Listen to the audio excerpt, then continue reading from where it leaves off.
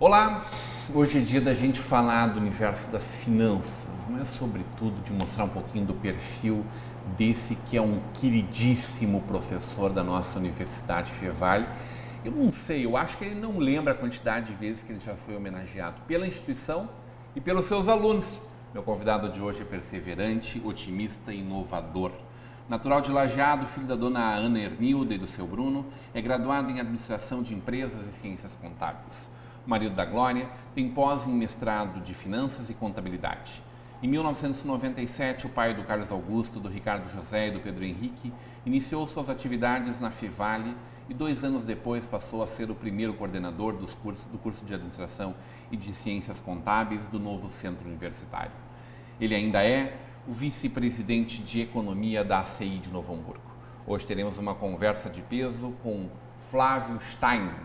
Professor Flávio, um grande prazer receber o senhor aqui. Muito obrigado pelo convite, Rodrigo. É uma satisfação eu estar aqui contigo e eu estou inteiro dispor para nós conversarmos sobre diversos assuntos. Eu não fui modesto quando eu falei ali da quantidade de reconhecimentos. Não, acho que não foi, exagerou. Foi? Eu fui bastante para mim, fui homenageado. Então, mas é interessante, Rodrigo, que o professor, quando ingressa e ele vai bem, ele ia lembrar, depois o aluno começa... mas o aluno muda sempre também, não, mas a satisfação, Rodrigo, é muito grande quando tu encontra um ex-aluno. E ele te reconhece e quer conversar contigo.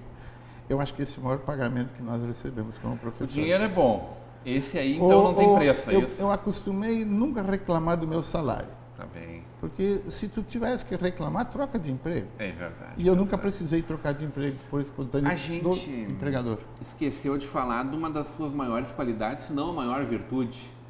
Tricolor, né, professor? Sim. Que de paixão muito longa data. Hein? Avassaladora. Não é paixão, é realidade da vida. Isso é amor puro. Puro. Eu sou sócio, tenho na minha cadeira, tanto no Olímpico como agora na Arena, desde 1975. Então eu consegui ir a Medellín, pegar a taça da Libertadores. Eu fui a São Paulo, ganhar um título de Taça Brasil.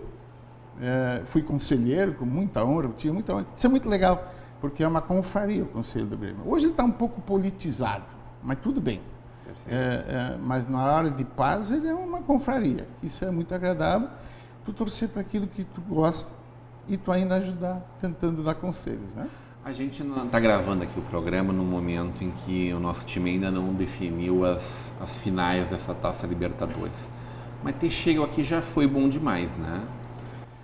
Bom demais não, nós vamos ganhar. Tá bem. E nós temos que ir à Arábia, lá, Dubai. O senhor vai para Dubai, professor? Deixa dar certo primeiro. Nós não podemos sair comprando passagem às cegas. O torcedor argentino, aquele, quando o River botou 2, ele foi lá e comprou passagem, depois teve que vender a passagem. Sim, Rodrigo, o torcedor tem que ser torcedor, portanto tem que acreditar. Tá bem.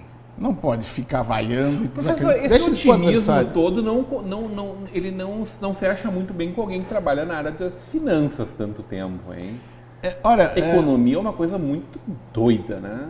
Ela é doida, mas finanças tem alguns conceitos que a gente tem que seguir para resolver esse problema. Primeiro, receber, depois pagar. Perfeito. Segundo, não se iludir. Otimismo existe, mas sem ilusão. Terceiro, tu compartilhar muito com tua equipe de trabalho e com teus colegas para receber informações. As áreas de finanças são o centro de informações. Quando tu tem um centro de informações adequado, que eu chamo isso de controladoria, quando tu tem isso bem estruturado, tu consegue te planejar. Então, te planeja e começa a acompanhar pelo controle. Se isto vai andando, por que não ser otimista? Se isto não vai andando, coloca na mesa de imediato para buscar soluções. Nós não podemos ter esperança que vai mudar. Nós temos que ter otimismo que nós conseguiremos. Não adianta ter esperança, tem que ter atitude. Não, isso, atitude, fundamentalmente atitude. Uma pessoa de atitude a vida inteira, né, professor? Sim, sim. Filho de lajeado, começou como garçom, agricultora? Agricultor, e no falecimento da minha mãe, né, e ela era uma incentivadora extraordinária do ensino, ela morreu cedo, eu tinha 13 anos, eu fui à luta, saí da lavoura, né? Meu pai me oportunizou isso, porque naquela época os filhos eram mão de obra, né? Mas ele abriu plena mão disso, e eu comecei a trabalhar na cantina do colégio para ganhar um lanche E aí eu me destaquei pelo atendimento, e alguém de Lajeado me viu fazendo isso, me pediu para eu trabalhar com ele como garçom. E eu fui. Claro, comecei lavando copos. E eu sempre gostei muito do que eu fiz como garçom. Das profissões, talvez tenha sido a que eu mais gostei. Porque tu tem contato com o público, tu precisa ter percepção do público ali, como é que ele está, como é que ele chega. É uma grande escola. E até para ver como não fazer as coisas. Fiz curso de SENAC, isso não existia muito naquela época, né? E, por consequência, eu fui convidado para trabalhar em Porto Alegre, porque um proprietário de um restaurante soube que eu tinha interesse em estudar, tive proposta para estudar em São Leopoldo, mas Porto Alegre me achava mais interessante naquela época. Sim. Fui da PUC por consequência, porque na URGS era muito difícil passar em vestibular, era muito seletivo numa classe, e a PUC abriu os cursos noturnos, naquela época de 1970, isso faz tempo. Tudo para mim faz tempo, entendeu? Ela abriu, eu fui, e depois do primeiro ano da PUC, eu deixei de ser garçom, e eu tinha várias oportunidades, inclusive de trabalhar no Barril, que era o caso de chopp da moda do Beira Rio. Mas aquilo lá não era muito adequado para mim. Não era um ambiente muito apropriado. Acho que não. Assim, acho que sim. Aí, nesse momento, eu então comecei a trabalhar como auxiliar de escritório de uma corretora de valores. Ficou difícil, porque o garçom recebe mais que o auxiliar de escritório. Mas eu tive que ajustar as finanças e começar a dar pedalada. Recebe, tem a gorjeta e também tinha a refeição na mão. Acho que a qualidade também eu sempre tinha refeição, sempre tinha estadia, eu sempre tinha salário e eu era bom de gorjeta. Então eu estava muito bem. Perfeito. Só que, Rodrigo, aquilo que tu ganha fácil, principalmente eu trabalhei à noite, porque eu retornava da universidade, da PUC, eu ia trabalhar ainda. Então fechava o bar. Então tu vai à luta também durante a madrugada, então tu gasta muito também, né? Perfeito. Saía de lá e curtia a noite em Porto Alegre. Claro que sim, claro que sim. Mas eu tinha a convicção de que ali não seria meu espaço. E busquei trabalhar no escritório de uma corretora de valores, onde aí sim eu me apertei e fiquei muito judiado de valor. Só que aí que está a questão do otimismo. Nunca desanimei, sempre procurei aprender coisas. Quer dizer, a minha mesa sempre estava limpa para a nova tarefa. Eu nunca achei que uma tarefa fosse difícil. Então eu acendia todos os cargos, porque essa corretora se transformou num banco de investimento, num grupo financeiro. Então ela criou, sim, mais uma nave. Então ela criou oportunidades nesse meio do caminho. A oportunidade existe, isso é importante, eu gosto de dizer em sala de aula, para quem está à disposição e tem um sucessor. Se tu trabalha num setor, não tem quem possa te suceder, tu não será promovido. Eu sempre tinha sucessores. Gente muito competente. Tem medo, professor, de gerar sombra, né? Mas isto aí é pessimismo, isso aí é coisa de... Só não tinha medo de formar, quanto mais rápido puxarem para cima, e isto foi a consequência de eu começar a ser professor. Uma quebra de paradigma. Hein, porque eu nunca tentei ser professor. Nunca pensei, foi por um acaso. E essa questão de crescimento, ela te viabiliza mais quando tu tem alguém preparado. E quando tu prepara a gente para outros lugares também. Maravilha. Eu consegui formar um grupo de trainees. Estamos falando de 75, 77, que hoje não é novidade. Não se usa o termo, não se mas inventou o termo trainee. Claro, mudou tudo, né? Mas ingressavam pessoas que não tinham prática, mas que tinham potencial. Né? Numa entrevista que os olhinhos têm que brilhar. Se os olhinhos não brilham, esquece que não vai sair nada.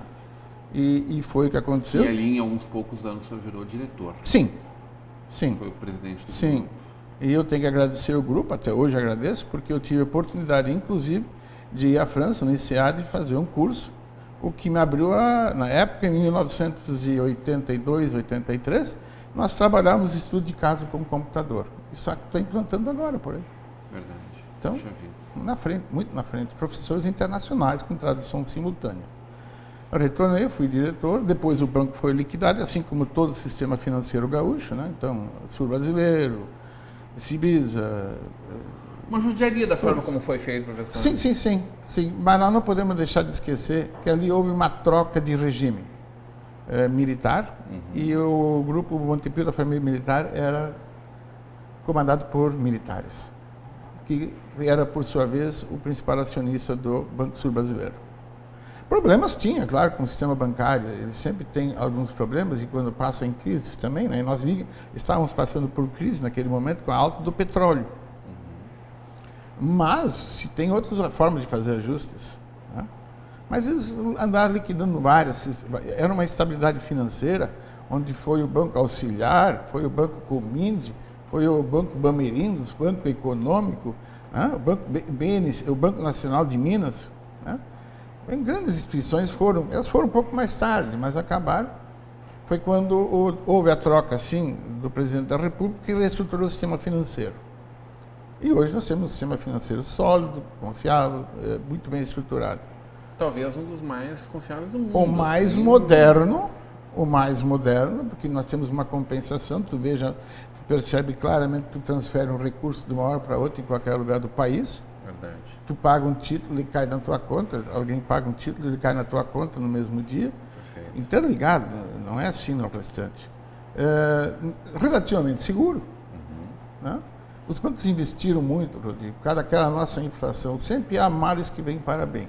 Como nós tivemos uma inflação muito alta, o dinheiro era aplicado por um dia. Para ter essa condição, os bancos tiveram que se preparar eletronicamente. E se prepararam. Investiram muito pesado para ter satélites e tudo mais, para poder trabalhar essa questão. E, inclusive, investiram muito em informática. Hoje, as consequências são positivas. Como é que é o exercício do compartilhar conhecimento, sabedoria, cultura, professor? Como é que é ser esse professor houve mudanças, né? E eu acho que ainda vai haver muita mais, né? Claro, nós estamos no mundo... Vamos falar sobre isso na volta do intervalo. Tá bem. Hoje, numa conversa de peso com o professor Flávio Stein.